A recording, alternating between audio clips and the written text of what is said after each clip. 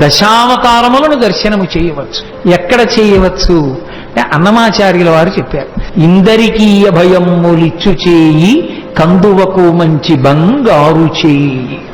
వేదోద్ధారణ మందరాభరణ పృథ్వీధర్మ నిర్మాణ ప్రహ్లాదత్రాణ బలిప్రతారణ నృపాహంకార నిర్వాపన వైదేహీ రమణ ధనంజయ జయ వ్యాపార పారీణ క్షోణీ దివ్య కరుణా తమోహరణ తండ్రి వెంకటేశ ప్రభో.